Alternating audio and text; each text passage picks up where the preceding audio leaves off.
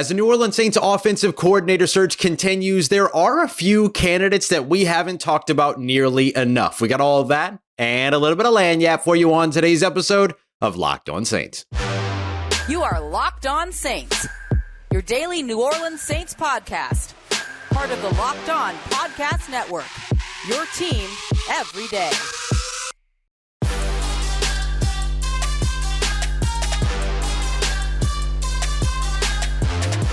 What is good, Who Dat Nation and Who Dat family? I am Ross Jackson, your New Orleans Saints expert, credentialed member of the media covering the New Orleans Saints as a senior writer and reporter over at Saints News Network. And on today's episode of Locked On Saints, we're going to be breaking down three defensive candidates that we're going to be watching very closely at the Senior Bowl, including a potential top linebacker that could make sense in New Orleans. We're going to take a look at three offensive players that we're going to be watching in Mobile as well, including the potential next Deebo Samuel. Wouldn't you love to find out the answer to that question is yes on your favorite football team? And to kick us all off today, we're going to be taking a look at three more potential offensive coordinator candidates that we haven't really talked about a lot, that the Saints haven't asked to interview, but could potentially be options if the Saints wanted to continue to expand their search. We got all of that for you on today's episode, and we appreciate you very much for being an everydayer here on the show, and of course, making Locked On Saints your first listen of the day every day here on the Locked On Podcast Network, your team every day. And this episode of Locked On Saints is brought to you by our friends at FanDuel. Make every moment more. Right now, you can get $250 in bonus bets if your first bet of $5 or more wins. Visit FanDuel.com/lockedon today to get started. So I wanted to kick off today's episode taking a look at more offensive coordinator talk. And a big part of the offensive coordinator talk now is, do the New Orleans Saints want to continue to expand their OC search, which I do think is a good idea. And there are three names that could make a ton of sense for the New Orleans Saints. Passing game coordinator for the Detroit Lions, Tanner Engstrand. We could also look at quarterback coach for the Detroit Lions in Mark Brunell. Two guys that make sense from a team that just finished up its near Cinderella run. I think we can still call the Detroit Lions a little bit of a Cinderella story there. And then somebody that some Louisiana sports fans will be familiar with, Jake Peetz, now the passing game specialist for the Los Angeles Rams, a guy that's got some play calling experience in college football with the one, the only, the LSU Tigers. So these are three guys that I think that if the New Orleans Saints decide they want to continue to expand their OC interview pool, which is possible. The Saints don't have to be in a rush here. The remaining top candidates, Klint, Kubiak, he's going to be a little busy coaching in the Super Bowl here. You've got, same thing with Brian Greasy, another guy that's going to be coaching in the Super Bowl. Jerrod Johnson, somebody that's probably not going to make any decisions about his own future until he sees what happens with Houston Texans offensive coordinator Bobby Slowick, who could potentially take a job with Washington or with Seattle, which would then open up the opportunity for Jerrod Johnson to just simply step up into the OC role, stay tied to CJ Stroud. Not a bad setup for Jerrod Johnson. So while the Saints have time here, they can continue to expand their search. Now, they interviewed and spoke with Brian Johnson, formerly of the Philadelphia Eagles, their offensive coordinator or former offensive coordinator, on Monday as a part of one of the guys that help them expand their search a little bit. He was on our list last week when we talked about guys that they could expand with that search, along with Kellen Moore, who's already accepted a job. So let's break down these other three candidates, just in case the New Orleans Saints decide that they want to put in a phone call to any one of them. I want to start off with Tanner Engstrand here because he, to me, is very, very interesting. If you look at the build and the makeup of the Detroit Lions offense, it makes a lot of sense if you were to take that system and then just drop it in New Orleans with the team as it is assembled. Let me give you a couple of examples here. You have a mobile enough, but not a mobile quarterback, right? Jared Goff, Derek Carr, they have some athleticism, but you're not building around them as runners like a Lamar Jackson, like a Jalen Hurts, all these other pieces. And so I like that comparison there, sort of like what we looked at with the potential of Zach Robinson coming over from Los Angeles, working with a guy like Matthew Stafford, coming to New Orleans, working with a guy like Derek Carr. That just kind of translates one-to-one.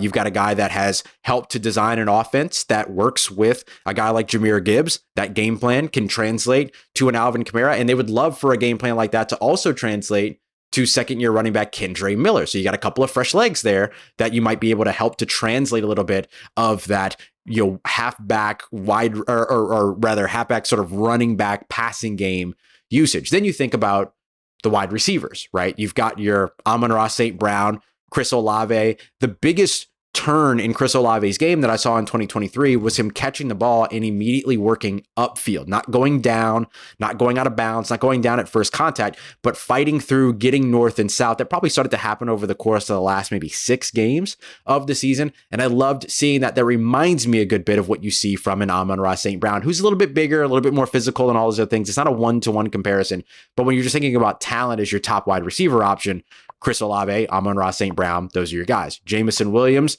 Rashid Shaheed. I think Rashid Shaheed, at least at this point right now, can do more in your offense than Jamison Williams can. Jamison Williams right now is a little bit more verticality only, straight line speed only, maybe mix him in on a couple of gadget, jet sweep type things and stuff like that. Whereas Rashid Shaheed settled a little bit more into his role in the offense, which makes sense. Jamison Williams, almost dropped my book. Jamison Williams, has been dealing with injury and stuff like that hasn't allowed him to fully become a part of that offense, but you can see the vision with him for sure. So again, that all translates. And then you think about a Josh Reynolds versus an A.T. Perry. You probably would take A.T. Perry in that situation. So then the next thing you look at is the tight ends. You don't have a Sam Laporta type, but you do have a Juwan Johnson type. And that's somebody that can be athletic for you, that can go out there and make those tough catches, that you can get involved in your offense in a vertical way, kind of like Sam Laporta has been for the Detroit Lions. And you can also add more of that talent.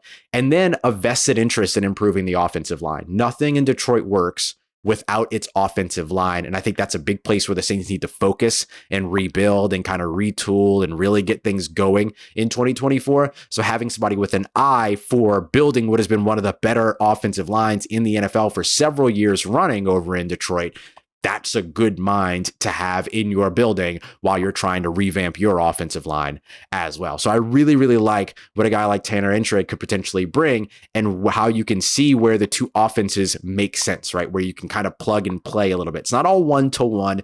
You have to make some adjustments, some investments to boost some talent, things like that, 100%.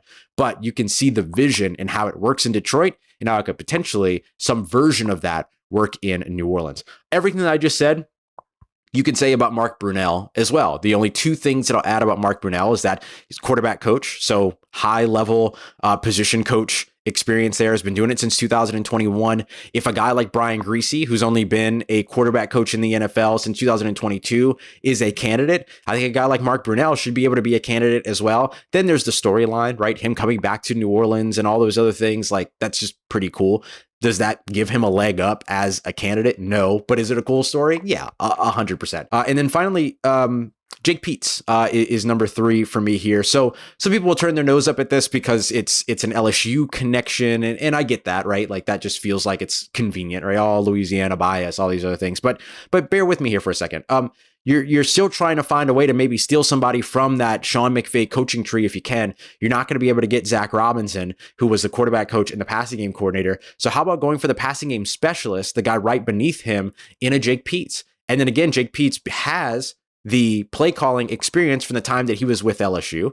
They kind of ran the same running play over and over and over again at LSU, kind of like what they do in Los Angeles with that duo run, which we broke down before that Thursday night football matchup, where you're effectively creating 2 holes on the inside for the running back to choose from. You isolate one of the linebackers, whichever hole the linebacker goes to cover in his run fit, that's where the running back goes the opposite way. And that's been a big way that the Rams have been able to win in their run game. That's a really nice piece to bring here to New Orleans. These are potentially 3 more candidates that the Saints could reach out to and could look to maybe get involved in their offensive coordinator search. We're going to keep on our theme of 3s here. Coming up next, we're going to dive into 3 offensive Senior Bowl prospects that we're really going to be keeping a close eye on here in Mobile. Got that coming up for you as we continue on with today's episode of Locked On Saints, part of Locked On Podcast Network, your team every day.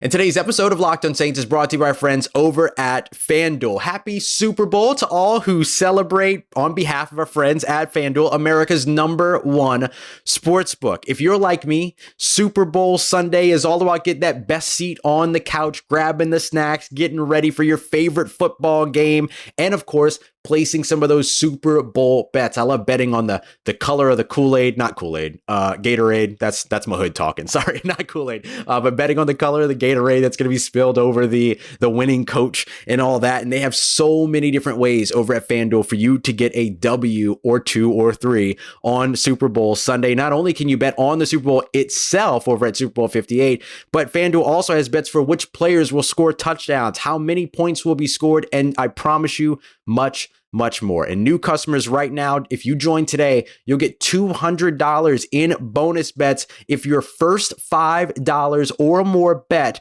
wins. That's all that you need. Head over to FanDuel.com/locked-on to sign up. That's FanDuel.com/locked-on. Make every moment more with FanDuel, the official partner of the NFL.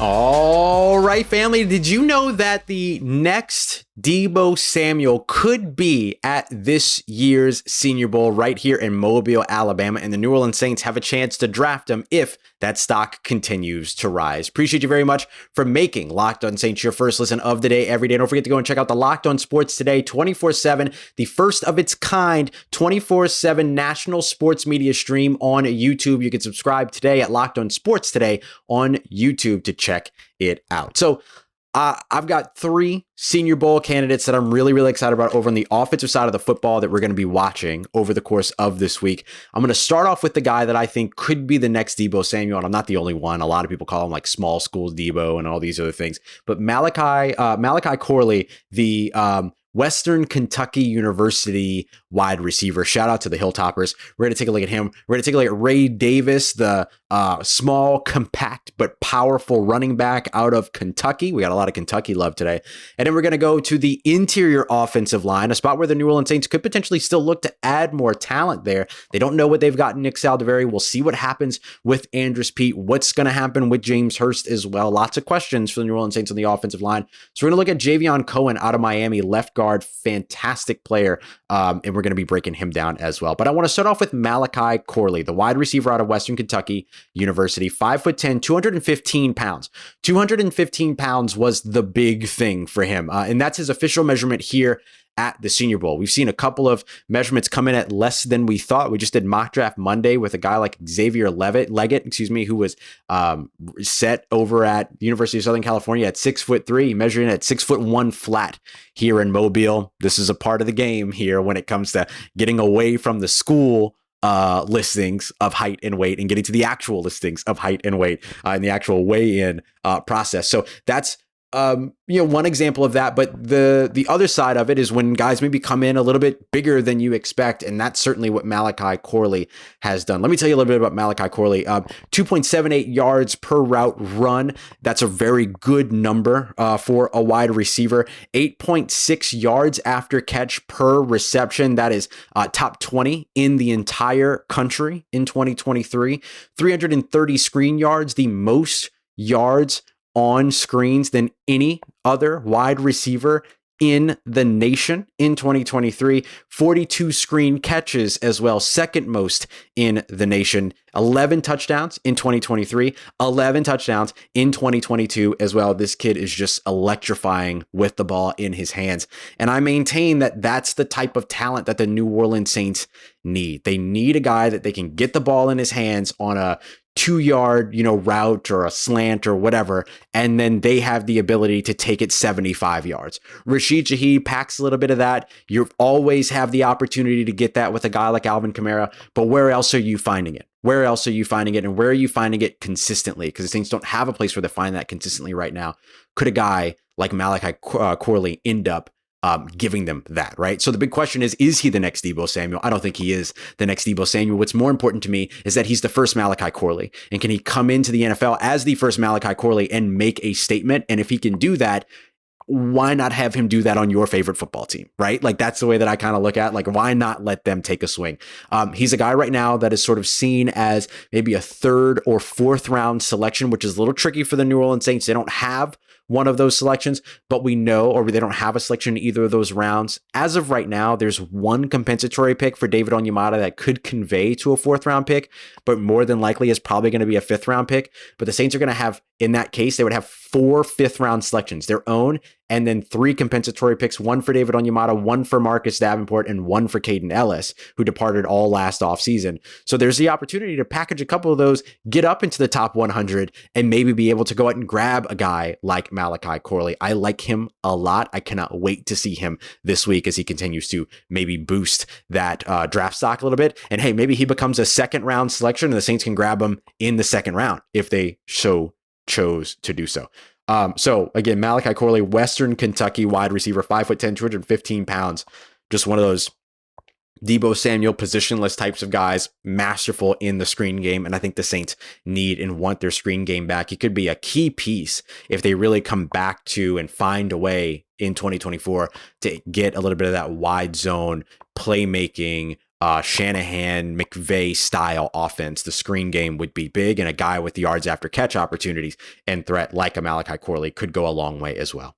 Ray Davis, the running back out of Kentucky, 5'8", 220 pounds, kind of Mark Ingram-ish, not super tall, but stocky, built, power runners, one of those guys that will kind of run through and all that. I think that the Saints missed this last year when they needed a guy that would be able to go out there and pick up 1 or 2 yards, but also be able to maybe like ring up, flip a switch and pick up 17, 18 yards on those times where they just needed 2 yards, right? There was never really sort of that explosive breakaway run from up in the middle until like Kendre Miller really started to get going at the end of the year. And then of course, Taysom Hill. But when you're talking about from the running back spot, there were none of those big, like barreling through the middle, breakaway, get into the second, third level types of runs, or at least they were, when they were there, they weren't there consistently enough. It wasn't a consistent enough threat for what the New Orleans Saints could do. So if you're looking at getting sort of that wide zone offense in, and you're starting to mix in some of the gap scheme stuff that comes with that. And just when we talk about wide zone, what we're talking about is like opportunities to run sort of those zone runs towards the outside. So running some outside zone, mixing in some inside zone, things like that, but really, really getting around the tackles towards the outside, getting the offensive line moving and blocking gaps as opposed to blocking the guy directly in front of them. That's what a zone run is. And so when you kind of institute that, but then you also mix in some of the gap scheme stuff like the duo blocks that we described earlier, or the duo runs that we described earlier, a guy like Ray Davis can make a lot of sense to help you be able to do that. And again, we don't know what the Saints running back room is going to look like in 2023 or 2024, excuse me. And so maybe adding to that room could end up being something that makes sense, A, or something that's necessary, B. We'll see what happens there.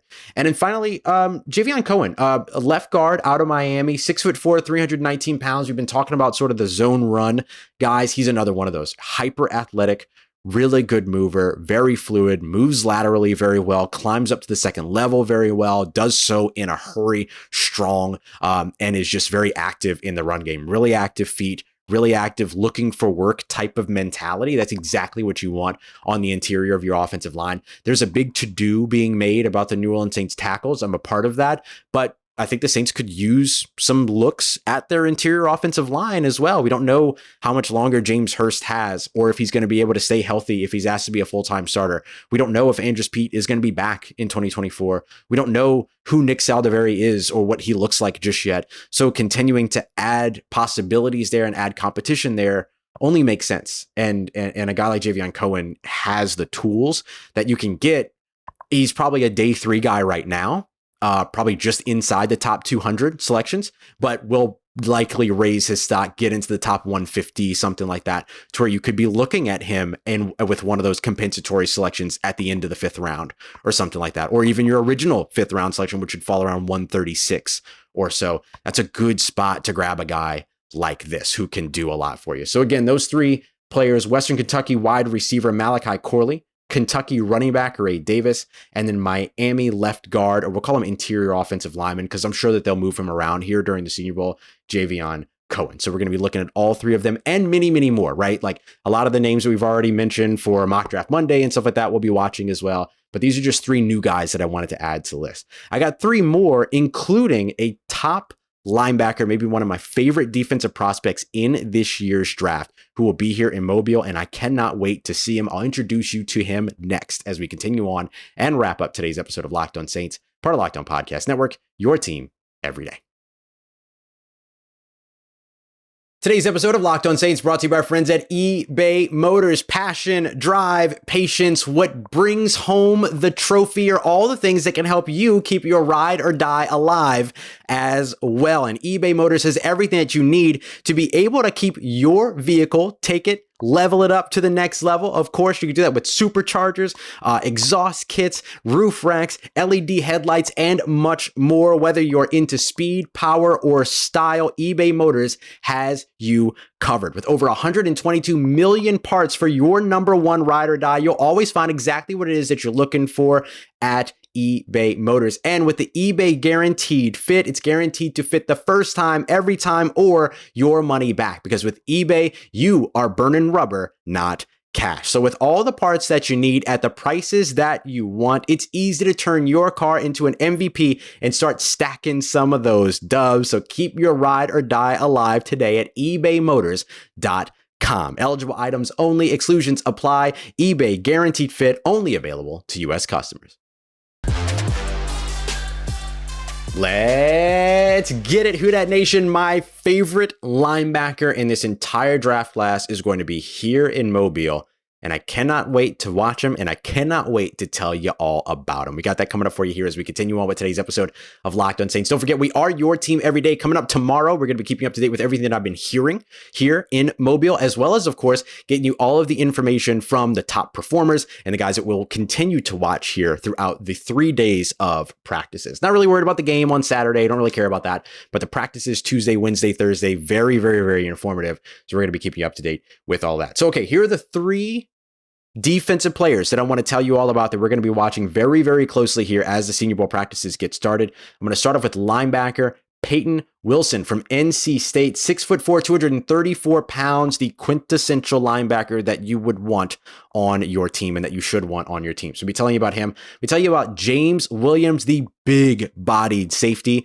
that's probably going to be doing a little bit of work at linebacker as well. The Saints could use some speed, a little bit of youth at the linebacker spot. Those are a couple of guys that can potentially fill that role or give you a massive safety to be able to fall back on as well, because I think the Saints need to move on from Marcus May. And then finally, Willie Drew, the Virginia State cornerback that I think would look really, really good in the slot at the next level. So let's start off with Payton Wilson here. Payton Wilson, like I said, 6'4", 234 pounds, is literally everything that you would want in a linebacker. You want high mental processing, check. You want somebody that's hyper athletic and that can get sideline to sideline, check. You want somebody that can cover, sure. You want somebody that can rush the passer for you, sure. You want somebody that can simulate a little bit of pressure for you, sure. He can kind of do a little bit of all of it. Has stayed healthy, 11 games in 2022, 12 games in 2023.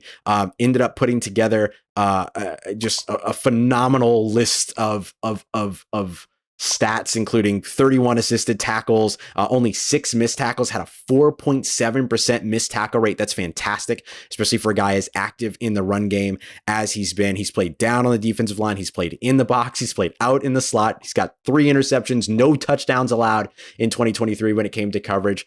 This dude can ball. 47.2 passer rating when targeted, 26 coverage stops according to Pro Football Focus, number 1 in the nation at his position in 2023, 41 run stops, top 15 in the nation when it comes to that. This kid can do everything. He is outstanding. The NC State linebacker, Payton Wilson, I promise you, you're either going to hear his name from the Senior Bowl, but you're definitely going to hear his name in the NFL. I think that he's probably my top linebacker in the entire draft class, and so I'm super excited to see him here in Mobile. He can solidify that with some strong performances here in Mobile. I just want to see him cover those running backs, cover those running backs, cover those tight ends, do a little bit of all that, and then still be able to show what he can do as a run defender and everything too. But if I can see him really start to cover, lock down players from different positions, I'm completely sold here. Great build at 6'4", 234 pounds. I mean, just perfect. Perfect in terms of what you would want as a guy that even just being in the middle of the field can put his hand up and knock a pass down or something like that. Like you love that. Just to give you an idea of how tightly contested the top of the linebacker group is in this year's NFL draft class, Edgerrin Cooper out of Texas A&M, PFF 64th ranked player, right? 64th ranked player. Jeremiah Trotter Jr., 66th ranked player out of Clemson. Payton Wilson out of North Carolina State, 69th Nice. Best player in the nation. And so these guys, all three of them fall within 5 spots of one another nationally across every position. Like, it is a tightly contested thing. And honestly, Junior Colson out of Michigan, not far behind either, at 74th. But out of all those guys, Payton Wilson's my absolute favorite, and I cannot wait to watch him this weekend. All right, let's go to James Williams here. 6'4", 238-pound safety. I'll say that again.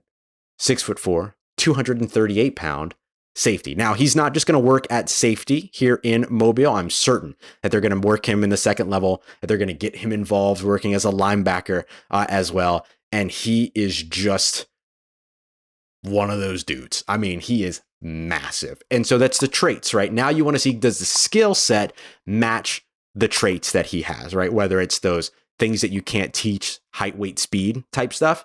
That's awesome. He checks all those boxes. But now let's see if the skill gets there. So he's coming out of Miami. An 85.6 coverage grade from Pro Football Focus. Take that for what you will in terms of like how you grade like coverage grades and stuff like that. But a passer rating allowed of 82.5, that's not bad for a safety.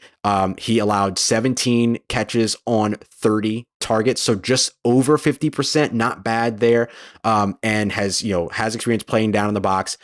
Played 254 snaps in the box last year, 300 snaps deep. So split that pretty well. Those numbers, not necessarily hitting those exact numbers, but that sort of range of like 250 or above, 230 or above in both the box and deep. That's been the story of James Williams' life at safety over the course of the past couple of years. So he's been doing a lot of that, right? He's been sort of that nickel linebacker or that dime linebacker, for instance. He's also been that safety that drops back deep and all that. So he's got a lot of good things to show for what he's done. I just want to see where he really, really fits. So I'm really excited to see what he shows this week at the Senior Bowl. And you know how the New Orleans Saints are. They love seeing a guy show up at the Senior Bowl in Mobile and play at a different position. They just love it. It's not always great. Doesn't always work out, but they just love it. But James Williams might be a guy at the next level that's actually suited to play linebacker more at the next level. And then finally, Willie Drew, Virginia State. I want to give Dylan Sanders a shout out on this one. He's really the guy that put me on to him. 5'11", 191 pounds. 7 interceptions last year with Virginia State. He's a guy that transferred over to the HBCU, played there. He's got all the traits, extremely physical, fights for the football, massively instinctive, aggressive, will jump routes, will go after the football, all those things, will try to make plays at the catch point, and has good hands. I mean, he's kind of got a lot of really good things. The thing that you're trying to kind of figure out is like, is he too aggressive? Is he going to put himself at risk? Is he going to put the team at risk by, overcommitting to, a slant and it turns into a sluggo or something like that, right? And so I really like the potential of him fitting as a slot corner, 5'11", 191 pounds. This becomes really interesting if the Saints do, in my opinion, they shouldn't, but if the Saints do move on from Marshawn Lattimore this offseason, Alontae Taylor's better suited on the outside. You got to find somebody else to go into the slot. This is one of those guys that you could grab in day 3, small school kid that you could bring in and say, okay, you're learning this position. That's your focus. You're coming in, you're learning in the slot right away, and then see what he's able to do. So I'm curious to see if we get to see him in the slot here in Mobile, because again, the Saints like seeing that. Every team in the NFL likes seeing a guy show up and maybe participate outside of their position a little bit, show a little bit of the positional versatility, what it is that they can do. But his aggressiveness, his ball skills, 7 interceptions, him jumping routes, his football IQ, it's all there. It's all there. It's just, can he do it at the next level after playing against, like, and I'm not just talking about HBCU level. He was at a small school before that too, before he transferred and everything. So he's been sort of at that sort of FCS, like D2 level and everything. So can he get up to the NFL and be able to produce and perform? That'll be the big thing. So this weekend means a lot for him because he'll be going up against collegiate talent that's levels up from where he was going up against like Norfolk and stuff like that during that time. Here's a real opportunity for him to show something there. So that's the 3 defensive guys that we're looking at. Linebacker Payton Wilson out of NC State, James Williams, the big-bodied safety out of Miami, and then Willie Drew, the Virginia State corner that I think could move inside to the slot. We'll be interested to see if he does that here in Mobile. All right, y'all, I appreciate you very much for making Locked On Saints your first listen of the day every day. For your second listen, make sure you go and check out Jake Madison over at Locked On Pelicans, Caroline Fenton over at Locked On LSU. Nobody's getting it done like Locked On Louisiana. Make sure to go and show some love to the other Louisiana folks that are out here getting it done. I appreciate you very much for making us a part of your day, a part of your routine, for saying yes to me and the show. As always, if you see me, please say hi. And if you need anything else around your New Orleans Saints in between these episodes, make sure you follow me on your favorite social media at Ross Jackson, NOLA. Hit me up. Let me know how the family's doing. Let me know how you living. Let me know how you're momming them. And trust you, that nation. I'll holla at you.